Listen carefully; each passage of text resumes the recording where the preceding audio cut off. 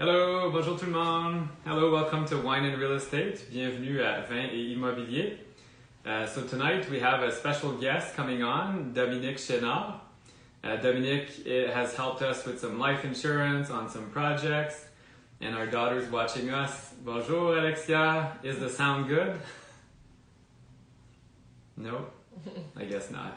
Yeah, it's all good. Woohoo! Yay. And we're going to be finishing a bottle of wine that we actually got from some good friends. It's Jackson Trade's merlot.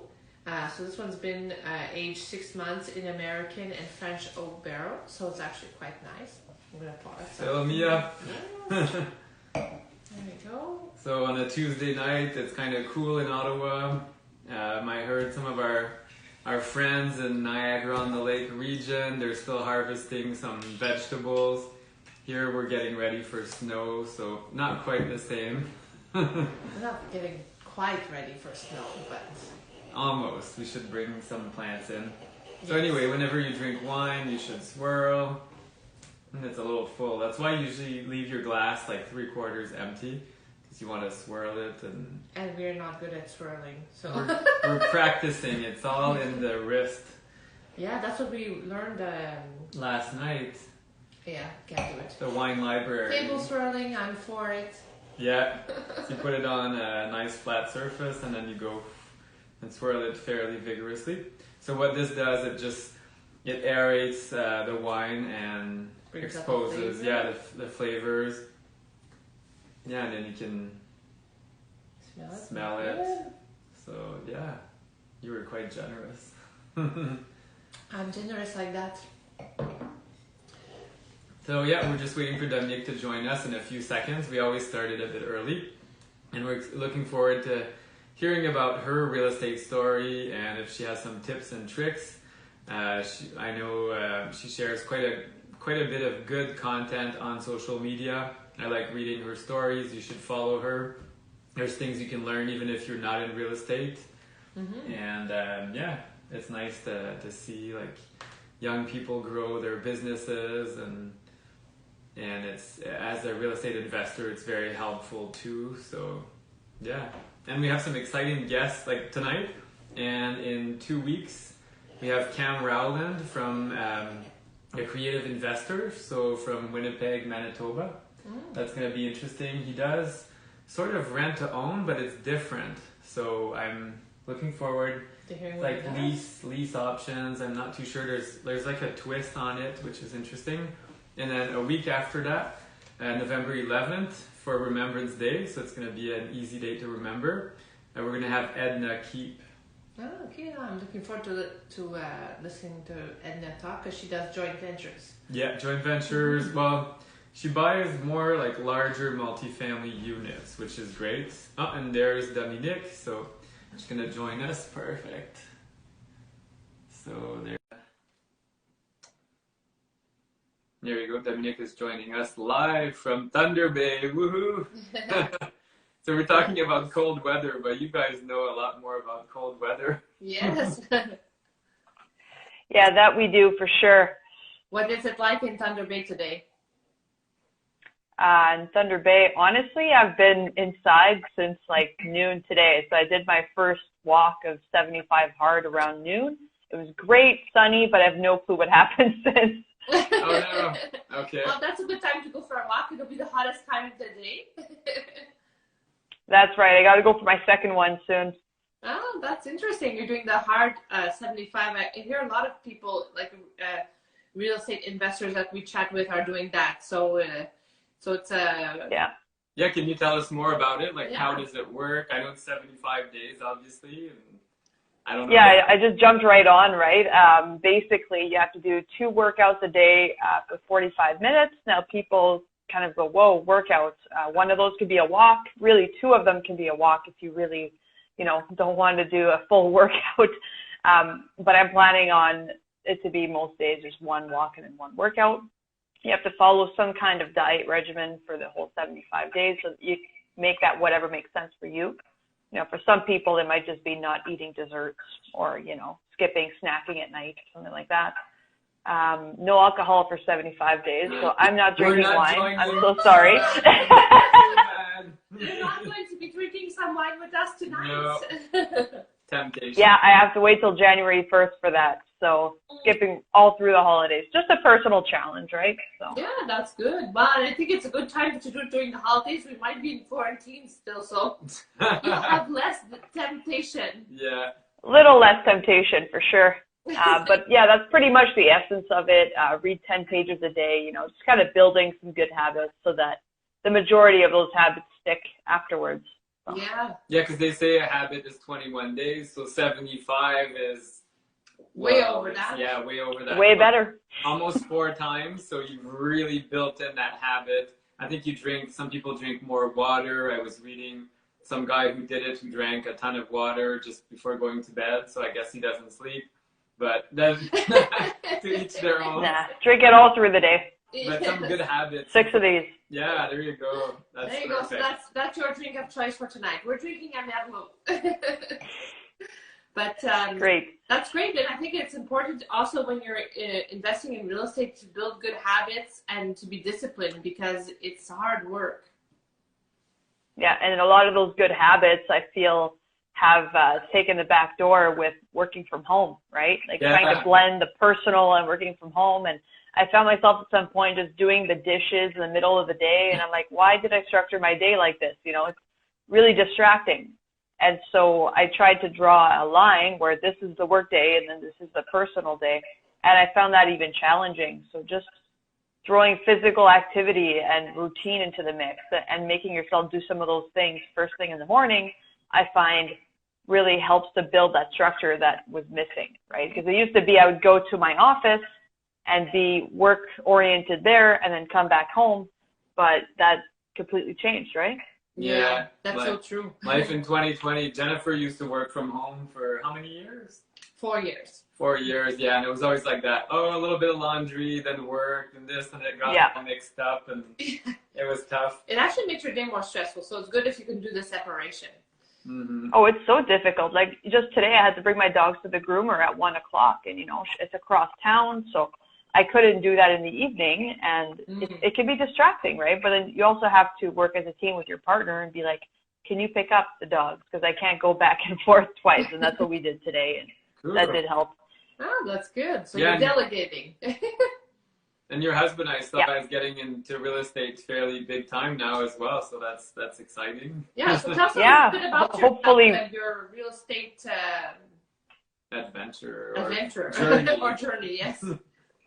Sure. So for us, we started right away with house hacking, I think 5 years ago. So we literally started out like sharing a home, and we had just the one kitchen and just basically had a roommate for a while, which you know, charged them rent. And then we decided to make that basement into a full suite. So we added a kitchen and the whole shebang, made it into a really nice unit. Then we moved out of there, renovated where we used to live into a place much nicer and that we didn't get to experience.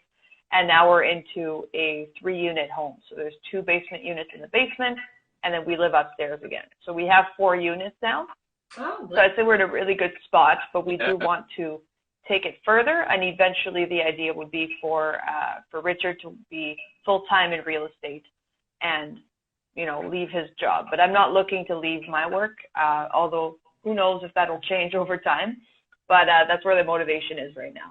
Well, you have a perfect future sideline. I mean, your work is complementary, and there's a lot of financial planning that needs to take place. You need life insurance. So, I mean, well, for those that are listening that don't know what you do, maybe just... Yeah, tell us what you do. What are your services?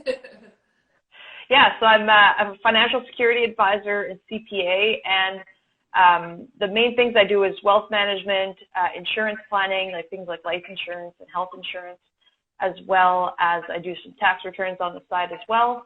And what I'm looking to add in the next year is I'm pursuing my CFP designation, so Certified Financial Planner. And with that, I'll be offering some fee-for-service planning for real estate advisors. Yeah, for real estate investors. So I'll be able to charge a fee for building a plan or building some projections or, you know, doing a customized service. So that's something I'm really looking forward to as soon as I can. So I need the designation first. That's amazing. You're going to be like unstoppable with that. I mean, that's Yeah, great. it's 'Cause great. there Yeah. aren't many with like that charge a fee. They're usually tied to like a big name like Sun Life or Manulife, or they're tied to SFL or some company. Yeah, and that's my struggle, right? Is a lot of people I work with, you know, they do invest in things like mutual funds, and it works out well that we can work together.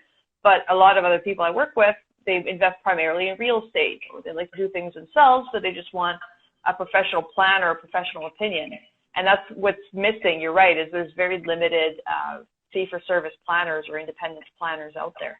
Yeah, and that are like virtual as well, because we've met in person once when you came to Ottawa, but I mean we've done a little bit of business together, and it was done digitally. So for like financial planning and all that, that's a great service, especially in 2020. I mean, you have to be able to work fully online, and yeah, that's exciting. Wow, congrats. Well, good plan. Yeah, I was just meeting with a client through Skype, and I mentioned I was from Thunder Bay, and she goes, "Wait, you're in Thunder Bay?" Because she was from Toronto, and I was like, "Yeah, but it's okay. Like, you know, we could do all this virtually." And she was just kind of like, "Oh, yeah, you're right. Okay, I guess that doesn't matter, right?" Yeah. So for me, as long as they live in Ontario, I'm licensed to work in Ontario. I have license in Alberta too. Like you said, you know, it's all virtual now. Like I had a client in Alberta, and she's referred me other people in Alberta. So now I have a license in Alberta. So wow, that's awesome. Hope to visit it in person one day because it looks beautiful there. Yeah, it does. No, that's great. And it's very smart as well living in Thunder Bay. I mean, the cost of living versus living in Toronto, you'd be spending a lot more money on accommodations in Toronto. So that's for sure. 100%. So are you going to be investing primarily in Thunder Bay, or what's your next kind of plan real estate wise? So we're in the process of crafting what that'll look like. What we know is we are accelerating what we're doing.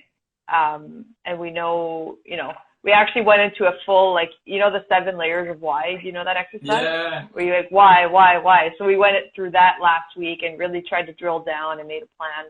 What is your why? Sorry? What is your real why then? Like the very top or bottom, whatever you call it? I think we were more focused on Richards at the time, but for me, it was really just to have the flexibility and the ability to just adapt to different situations and to do what I want in my practice without necessarily being concerned about next week or next month's pay, right? So for me, I was able to focus on what I love in my business without always revenue being the main driver. So that was for me, because I'm not looking to necessarily retire. But with Richard, it was really just about more freedom, right? So in his trade, he's a painter. So a lot of his work is centered in the summertime. Oh, yeah. And so for him to make good revenue, he needs to give up his whole summer to work, right? Oh, yeah.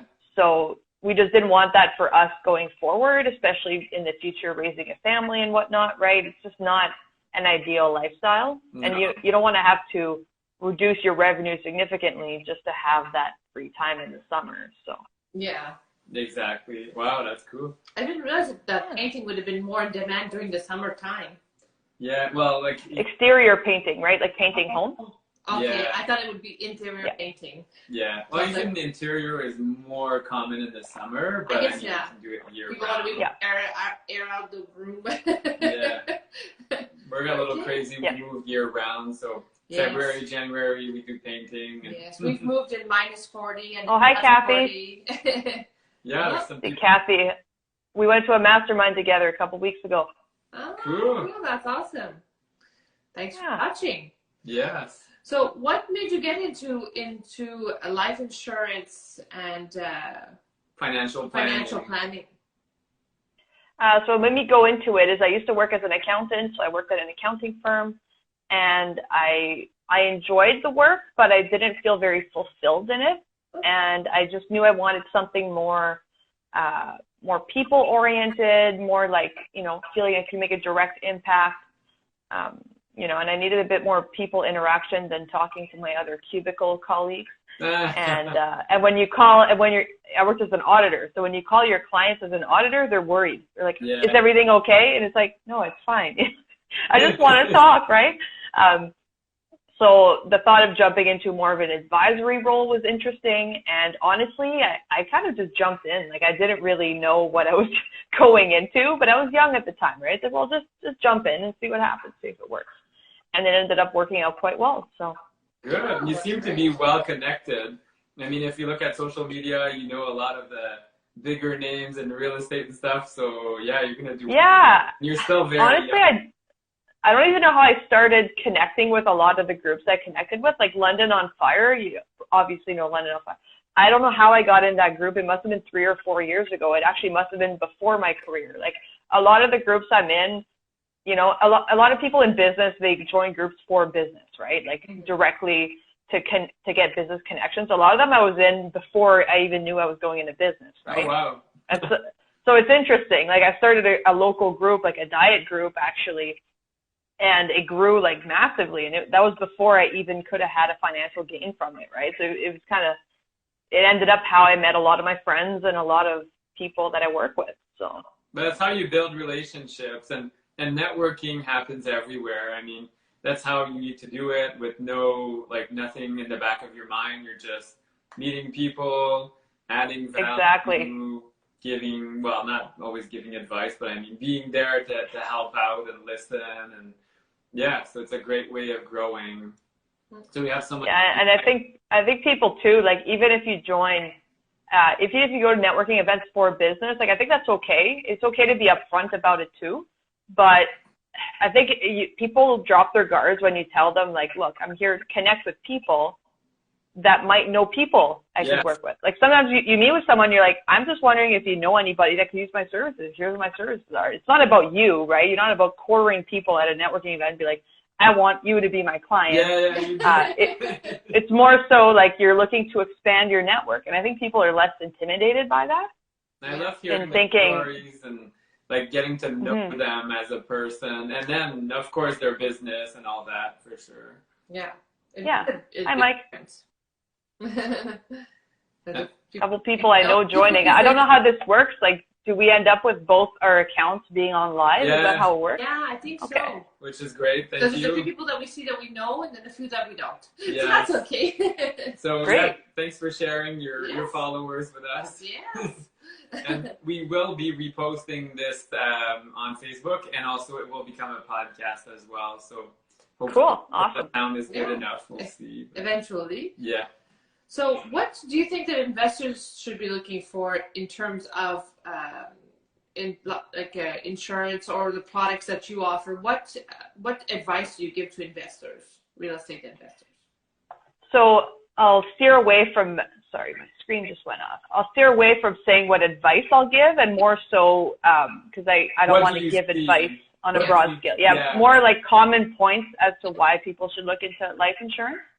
And the main theme being with investors is it's a liquidity issue, right? It's that a lot of, whether you're a small scale real estate investor or you have a really big enterprise going, a lot of your money is tied into your assets, tied into private lending, tied into places that you can't just get it tomorrow morning, And the reason for that is that if you just have your cash sitting there doing nothing, well, it's not making money, right? We all know how that works. Mm-hmm. And so there's a reason for that. You don't want to have to save, say, $500,000 in a savings account just in case you were to pass away so that your family has money. That's wasting a lot of potential. Yes. And so the main theme for life insurance is that it fixes a liquidity problem.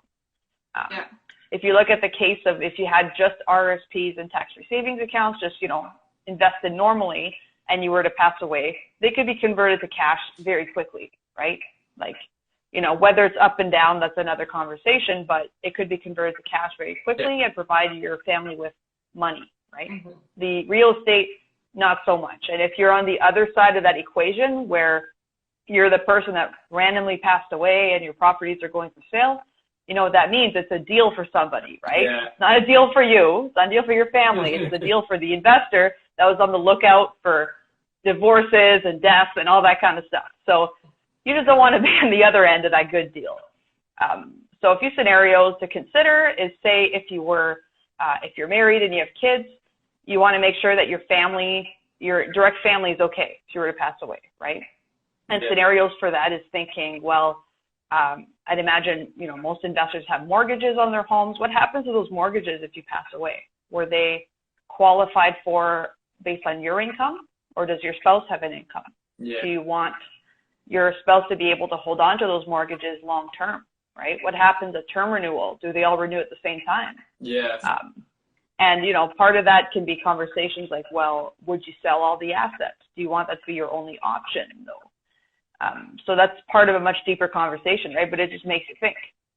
Another thing to think about with family is that maybe you want your family to be financially independent if you were to pass away earlier than planned, so that, that was your plan to become financially independent within 5, 10, 15 years, but maybe you want that to happen sooner if you were to randomly pass away, because it's very traumatic for everybody involved, right? Mm-hmm. And again, I mentioned the loan defaults. Something to think about as well is between JV partners. So we had that chat before. Yeah. Looking at things like, who's got the mortgage under their name, what happens to that property if the JV partner passes away. Do you want some money to be able to just, pay off each other's profits and call it a day, or even just buy out the property from the other party? So that's, again, really dependent on what each party wants and values. And then again, the last one is paying off capital gains tax, because when you pass away, your properties are deemed to be disposed, whether you sell them or not. And the CRA wants their money, right? And again, do you want your family to have to fire off and sell everything to be able to pay a tax bill within a 6-month period, right? Yeah. It's a possibility, but is it the best case scenario? Like, you've worked to build up such a large scale portfolio, successful portfolio. Do you want all the profits to just disappear when you pass, or do you want it to go to your family, to a charity, etc.? Yeah, it's such a shame. I mean, working all these years after building something, and then someone passes away and then it's all lost. I hear a lot of stories that's not really investors, but cottages. So a lot of children inherit a cottage from their parents, and then they can't afford it because now there's some taxation rule, and they need to sell it to pay all the taxes. Exactly. Or you have a few family members, right? Or you have one family member that inherits the cottage and the other one doesn't. I've heard that too, where the family member that inherits the cottage is like, great, I've got a cottage, I also have to pay the tax bill. The other one got either nothing or just got money. And then the other, life insurance could be used just in family planning, being okay, how do I make things fair for everybody, right? And there's so many products, it's unbelievable. Just chatting with you, there's so many things. You can get term insurance, you can get universal life insurance, I think, and there's others I forget, but I know there's built-in savings. There's all kinds of things. We don't have to remember those things. That's why Dominique is here. But, that's right. You first identify what's the problem you're trying to solve, and then you find out what you need, right? And a lot of times, for people that are in the growth phase of their portfolio, it might just be a large term insurance policy, right? For their family, maybe in their corporation, depends on their setup. Get that in place. And then once you're more at the maturity stage or looking to really preserve what you've built, then you can take that term insurance and change it into permanent insurance. And you get the ability to do that because you already have the insurance under contract. Mm-hmm. So that's a really nice way to not have too much of your money going into insurance right away, because you want to focus on reinvesting your money and having it grow. But it makes sure that you can qualify for the insurance later on, because that's probably the biggest issue I run into is people in their 50s or 60s, contacting me to be like, hey, I want to put this much a year into a life insurance policy, make sure my grandkids have money or something. And I'm like, okay. But then they have this health issue and that health issue, and they had cancer 2 years ago, and now they can't qualify for insurance, or it becomes just crazy expensive. Exactly. So the younger you start, I guess, the better it is, the cheaper it is, and the easier it is to qualify, and you can reap the benefits. Our first life insurance we were 26 when we bought our first house, so probably your age. We were. I'm 27. Come on. 27. There you go. 26. Yes. So when we had the 2 kids and we bought a house, and that's when the adventure began for us. But we got life insurance to make sure if I'm gone or she's gone, then we're able to pay off the house. And then it grew and grew, and now we need to get more life insurance as we get more properties. So, yeah. So. Just a big whack of term life insurance. I actually was working on a case. A real estate investor is looking at $5 million of life insurance just because, you know, this person's mortgages grew and grew and grew, and the risk started being larger, right? But when you're young and you're healthy, the cost of $5 million of life insurance is not even as high as you would think, right? Wow. Yeah. No, and it's fairly easy to qualify. Like in our case anyway, it was easy, like an online questionnaire, and it was, I don't know, it was great. I was like, oh my goodness, we're gonna have to go through all of this. It's a lot easier than applying for a mortgage. I can tell you there's a few different processes. Like if you qualify through the first few questions, it's super easy. Like I just did an app on Monday, and it was approved the next day. Wow. And it took, I think, 14 minutes to do, but that's because they qualified through the first screening questions, so it was easier. But then sometimes when there's some health complications or just like recent health things that come up, then it can be a little more tedious, but that's just how it is, right? And what that guarantees is that once you're approved, you're approved. And once you have something happen to you, your family's fine. They're not going to start nitpicking and asking all kinds of questions because that was already done at application. Yeah. That's perfect. Oh, this is cool. So what type of wine, when you're not doing a hard 75, do you usually drink? Yeah. What do I normally drink? A dry red wine or an extra dry red wine. I can't tell you which red wine. I go to a restaurant, I'm like, give me a good red wine. And then I try it and it's good. And I just make sure it's not sweet. I don't like sweet wine. I keep sweets for desserts. Oh, I like my drinks to be nice and dry. Okay, yeah, that's good. And sometimes we like a dry, like even a merlot, like we're drinking tonight, or a Cabernet Sauvignon. So that's We learned some interesting things last night, actually. Yes, we were learning about wine, and actually a lot of Cabernet Sauvignon have merlot in them. So, but if you don't know much about the wine types, it wouldn't really mean anything to you. But what was interesting is some merlot sometimes is too sweet, or it's too full-bodied, and that's kind of why they mix it with some Cabernet Sauvignon to cut some of that extra, like, fruitiness, or make it drier, actually, or not as bold. So it's interesting, all the wine mixtures and these assemblages, how would you say that? Wine assembly. Blends, yes, thank you. Thank you for the translation. Yes, merci. So, I'm actually doing a call tomorrow. It's in Quebec, so it's with advisors in Quebec. And so it's actually in French and in English. Nice. And half the questions are in French and half of them are in English. And they were telling us, because it's a panel, and they're like, look, like, just answer in French or in English, whatever comes first, whatever's natural. And I thought that was funny because you guys would understand. Like, sometimes you just alternate, and it depends on the context. If it's business, English is very natural for me. If it's a casual conversation, I could do either or. So.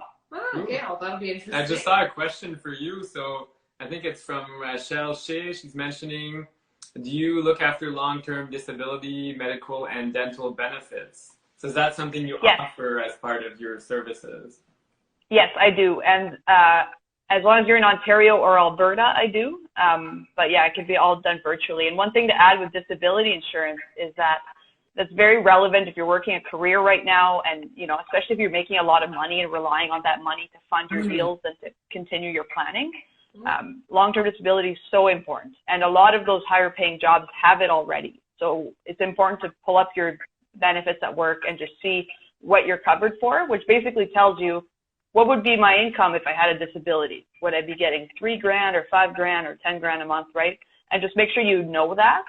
Now, if your benefits are poor at work, like if you're covered for like less than half of your income, for example, you can top that up privately. Or if you have nothing at all through work, or say you're self-employed, right? Then you can get long-term disability privately for sure. Oh, that's interesting. Rachel is actually our realtor in Ottawa, so she's making a killing off of us. So it's going to cost her a lot long-term. Great. Yeah, she'll have to insure like, 20 or 30,000 a month or something. $1 million, no, I'm kidding, but she's, great. I hope she makes $1 million. Me too. She's worth it. She deserves $1 million, so she needs good disability. Well, hopefully she's not good ever. Yeah, because I'm not sure with realtors. I'm not sure if they do have long-term disability. I think because realtors, no, eh? I think they're on their own. We'll just push her wheelchair to properties for her. Yeah. Asha, you're listening. Too bad. You're in the wheelchair. We're gonna tilt your head that way and that way. Yes. Is this a That's funny. Deal? Blink once. Blink twice if you think it's a bad deal. Yeah, so for disability, just to wrap that up, if you rely on your income, right? Okay, you have nothing, then you definitely want to look into that. If you're self-employed, sometimes you need to show like 2 years of tax returns, kind of like applying for lending, just to see what you can base that off of. Like if you started as a realtor a month ago, you can't get long-term disability insurance right away because they don't know what to insure you for, right? But once you have that history, then it's definitely doable. But what I was going to add is, if you're working towards financial independence, like, you know, retiring from your work entirely, once you get to that point and you're living off of rental income or other sources of passive income, you don't need long-term disability anymore, right? Because there's no income to insure. Like if you were to get disabled, rental income continues, passive income continues, right? Yeah. So a lot of times it's about maxing that out up until that point where you really don't need the work income anymore. Okay, well, that's a good way to see it. Yeah, because you hear all these people that are retiring, like Sarah Larby at age 36, she's retired. She's got that passive income, I assume, so that's why she was able to retire. So she doesn't need to insure an income because, like you said, it's going to come in no matter what. Even when she's gone, it's going to keep coming in. So that's the beauty of passive income. But until you get there, then you do need, if you do like Rachel, she just wrote, she sat on toilets for us. So yeah, that is quite dangerous, especially that purple one we saw yesterday. Hopefully you did not sit on that one. Yes. Did you guys look at some wonky properties? We just brought a realtor to some apartment building on Saturday, and it looked so great from the outside. Like the picture was great, the description. We're like, wow, that sounds like so much potential. And then we showed up there Saturday morning with our realtor, and it was just the funniest place. Like it was like 6 apartments, and they were like rows, like a skinny hallway, and like all these separate rooms. It was almost like a place you'd go for like boarding school or something. Oh. And wow. you know, they were all 3-bedroom apartments. So we were like, oh, 3 bedrooms, you know, that could be higher rents. It could be good for families. It was the last thing from a family style apartment you could ever think. Like, it was, you know, we'd be in there and be like, what is this place? You know, like, is this for, I don't know. It was so funny. We were like, I'm sorry for wasting your time. But they didn't have interior pictures. So how do you know, right? Yeah, commercial, that's hard. They don't show because it's often renters' personal items, so they don't want to do photos of the interior, but then you just always have to go for the surprise visits, you know. Yeah. Or if you have a great realtor like Rachel, she'll do virtual tours. Yeah, we send her in scary basements Yes. and on rooftops and sitting on toilets to make sure it's up to code. That's great. The spiders coming down on her hair. And then, okay, now it's not too bad. Now we're gonna come. Yes. So a good realtor will weed those ones out for you. Yeah, you can send them out. Good. But no, actually, we're looking at a few kind of flips, but flips. potentially. So they are nasty. But we knew that looking at them that they were not going to be great. But anyway, it's kind of a new thing that we're kind of looking at because it's so hard to get your foot in the door for even multifamily. I don't know how that market is in Thunder Bay, but from here, there's very little of them here. Yeah, like when they come available, there's only a few between 4 and 10 units, and when they do, they're either at very high prices, like the numbers just don't work, or they get snapped right away, right? That's the same thing here. The ones that the numbers don't work, or they've got scary tenants, well, they sit on the market, and then the other ones, you don't even get your foot in the door. Yeah. So off market for sure, that's the best way, but anyway, that's hard to do as well. It's time consuming off market. It's a good challenge. Yes, exactly. I like your positive attitude, Dominique. Yeah. Yeah, we've been trying. On our drive back, we went to a mastermind, like I mentioned. So we drove there 18 hours away. Wow. And on our drive back, we were just kind of planning and doing that why exercise and having a lot of those conversations. Like, so what are we doing? Because there's 25 things you can do in real estate, right? You can take that approach or that one or that one or that one. But then it gets overwhelming and you do nothing, right? So you eventually have to narrow it.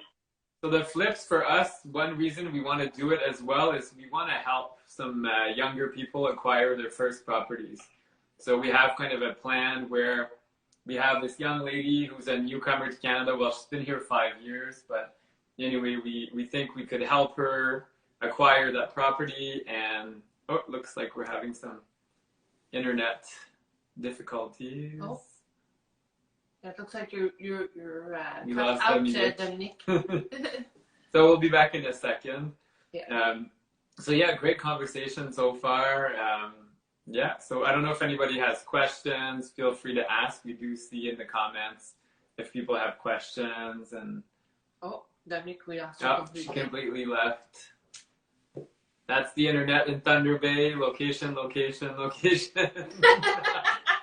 So, but like more seriously, internet, having access to it is actually a big deal. Like buying in remote locations and things. So, yeah. So Dominique is just restarting her phone, and she'll be back shortly. So, in the meantime, Yes. we're gonna talk about real estate. Yes, well, we're talking about the flips. So we're looking at flips a little bit to have a lift, to have to help people. Helps people in situations where they're trying to get their first property. It's a great way to get their foot in the door, and helps them kind of build and learn about the business as well. So it's someone who wants to learn about the business. So I think it's a great way because it'll really help them learn everything from A to Z. Yeah. Including the hard work. So there you go. You're back. Oh, okay. That was funny. Sorry. Your face was like frozen and then you just disappeared. You had a circle on your chin that was going around. Yeah, and around. Oh. Okay, this is great. Anyway. No problem. So, Jennifer, you had more questions, I think. Well, actually, I would like to know what would be your kind of real estate tip or story or something that you could tell people that, I don't know. Don't miss out on this. Like Yes. I don't know, like some sort of something you've discovered. It could be the end result of your 7 layers of why. I don't know. I think I've got a couple ideas. So I think my main story, or the main thing I'm happy about, is that we just kind of jumped in, like without knowing much at the beginning. You know, we didn't buy our first property thinking like, oh, we're gonna do real estate and do this and do that. Like, we just jumped in and then learned it as we went. So I think I'd recommend people to just, if you're interested in real estate and if you think your skills or between you and your partner are favorable for that as well, right? Because it's not passive. We know that, you know, the end goal might be to reach some sort of passiveness to the business, but it's not nearly passive, right? Like I was telling between Richard and I, you know, the amount of hours in a week that we spend talking about real estate or looking for deals or doing this, doing that, it's almost as much as a job, right? But we enjoy it. Like it's a hobby and an investment all in one. So we just kind of jumped in, and the property we bought first happened to work out really well. And so I'm just kind of, I think that's a nice story. It's like, well, we bought a bungalow, you know, and I had nothing to go off of. I was, 21 or 22 years old. Mm-hmm. And then Richard's dad was like, oh, this is undervalued. And we're like, okay, all right, I should say so. Right? We didn't really know that much. Like we had basic understanding of, okay, we could put a basement suite here, great. But that was kind of the extent of it. Mm. And so I'm kind of happy we just jumped in and took action. I think a lot of times people sit on the sidelines and do nothing for like many years, or they either tell themselves they have to save more money or something. Like, look, you only have to put 5% down on your house.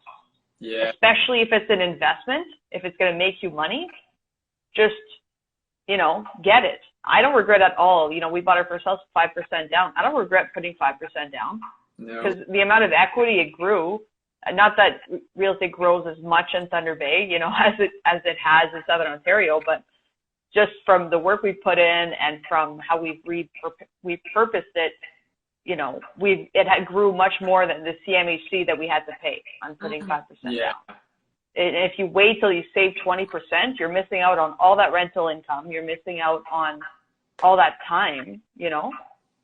Time in the market. They always say, like, time in the market. So you own the place for 10 years. It's gone up in value. So Yeah, I think that's so key what you said, and I think that every uh, investor that we speak with, they all say the same thing: take action, jump in, Do it. do it, just do it. Be smart about it, of Yeah, course. of course. You need some knowledge, but you don't need to know it all. We don't know it all at all by any means. But we learn. But we're all in different situations, right? Like you guys, you know, like your kids are grown up. You know, you're in a position where you can take maybe a certain level of calculated risk, right? Yeah. And for myself and Richard, you know, we're having kids maybe in about 2 years. Until then, we can make bolder moves, I think, right? And if we fail, you know, like we had conversations, like do we want to invest in coaching or those kinds of things? We're in a position now where we can do that. And the worst case scenario is we've spent some money on improving ourselves and we, for some reason, didn't do anything with it. That's the worst case scenario, you know what I mean? And I think if you have people depending on you, like literally children, right, then you start weighing, like, do I take care of my kids or me or what, or am I being selfish? And it starts, not that it becomes impossible, but it adds a few layers to it. So it does. Just make a move while you can, especially while young. You know, like I just changed careers randomly. I didn't have to give it much thought. I didn't have anybody depending on my income at the time, you know. Yeah, when you're young, it's so great. It's the perfect time to start. Like you said, you don't have kids. You don't have that extra, I like how you said that layer. Yes. But it's true. When you have kids, you kind of have to think about it. Okay, you know, you have that extra little bit of stress where you're like, well, you know, but if you don't have the kids, if you're younger, or maybe the kids are gone and now you're kind of looking for a second career, or it doesn't matter what your situation is, but I think that if we take action, the worst case scenario isn't that bad. And it's, and maybe the kids could be a motivator, if anything, right? Like if you fail and you have to sell your house and do all these things, I think that would give you a kick to maybe step up your game, right? And be more financially successful.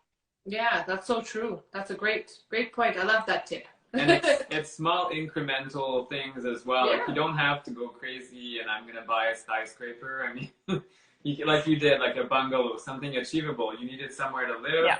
Good example, perfect, got potential. We're going to rent out some bedrooms. Okay, and then you got a bit more money. Let's put in a full suite because I'm tired of sharing my kitchen with strangers. And then let's move out completely and buy a second one. So that's a great way of doing it as a young person, and that's what we're hoping to teach to one or two. Well, our kids, and then our friend there as well. So help her buy her first place and put her deposit. And learn about the business and then keep going. Yeah, same with our joint venture partners. That's what we do. We go through all the steps with them and we try to teach them, I mean, what we know. We don't know everything, like we said, but we try to teach them a little bit, some stuff we've learned along the way, and we're learning a lot more through these fun calls like this on Instagram. Well, it's not a call, it's a live. Yes. That's my old age. So if somebody wants to contact you about insurance, how can they get a hold of you, Dominique? Obviously, your handle, your Instagram, do they call it a handle? On it's a handle. I think it's a handle, yeah. Yes, your Instagram not too handle. Bad. Yes, there we go. We're not that old. I'm the oldest one here, though. Yes. Respect your elders. 18 days older than me. But, so they have your Instagram handle. How else can they get a hold of you if they're older like us? So if you go to my Instagram, you can see my email and all that stuff on there. My cell phone's a good way to get a hold of me too. There's my email and everything. Just keep in mind, like I have people message me on Instagram fairly often. That's fine. I just can't guarantee it's a confidential environment. Oh yeah. So if you send me a message and it's very private in nature, I can't guarantee, you know, that it's not open in front of my partner, for example. So for things to remain confidential, I prefer email or a phone call, and I only answer the phone calls in a private space, right? Okay, that's great. Yeah, good. That's true. Good to know. Really good tip. Especially if it's connected like us, it's all Apple, so it pops up on your laptop and on your TV and everywhere in the house. Oh, good to know. You're looking for life insurance for $5 million. Yeah, and again, you know, it's all dependent on the client. Like if they don't mind, that's fine. But I just want to make sure that that's clear that I can't guarantee that privacy. Some people couldn't care less, right? But others, it's important, especially when it comes to like health questions, right? Like I get to dig quite deep sometimes into people's health history and background, and I'd rather not have those conversations through Instagram because I don't know where that data is going, right? I don't know what Facebook and Instagram are doing with that information, but with a secure email, that's much better. Yeah, that's a good point. Yes. Great. But an initial hello is completely fine on Instagram. Yes. Yeah, like a generic question or something. So thank you so much. This is great. We really enjoy working with you. We need to buy more life insurance for future deals. And 5 million, 10 million maybe? 10 million when we buy our big block there. That's our next goal. So those 1 or 2 flips, and then we want to get into large multifamily. So that's awesome. Our next thing. So yeah, we'll need millions then for sure. And we'll Instagram you all our private information. So end up in a story. No, just kidding. That's awesome. I just upped my life insurance, actually, mine and Richard's, because we had $500,000 before, but now we have exactly $500,000 in mortgages, and we're going to have more the moment we get another deal. And then I had to have that conversation. Like, look, I'm putting my financial planner hat on right now. We're both self-employed, and if one of us passed away, I think it would affect the other person's ability to continue working, at least for a couple of days, right? And I always make that joke, like at least take a few days off, you know? But in all reality, you don't want to be forced into getting right back to work because you're self-employed and you need a paycheck. And I think we need to think past just making mortgage payments and just thinking about the future. So we put in $1 million instead of the $500,000 that we had. And that way it's in place, right? And then we're going to be good probably, I don't know, hope that might be all we need. We might need much more. Maybe it'll be in a corporation. I don't know. We'll deal with that when we get there. Yes. Yeah, how does that work? I guess it's always on persons. You can't have life insurance for a corporation. The corporation dies. The corporation could be the owner of the policy, and then the insured is the person. Okay. But yeah, like in a family environment, it's often better just to have it personally. Oh, my light went off. Just to have it personally, but anything very business related, like if you end up like, you know, having shares that are worth a lot of money, that gets a lot more complex. But in that case, you could have it inside your corporation and just have like a normal amount personally. Okay. Okay, that's interesting. Wow, you're a wealth of knowledge. Can have both. Yes. I try. Great. Well, thank you so much. And I'm sure that you'll have people that ask you questions about insurance, and I'm sure that François will contact you about more insurance because for him the sky's the limit. Yes. Perfect. Love it.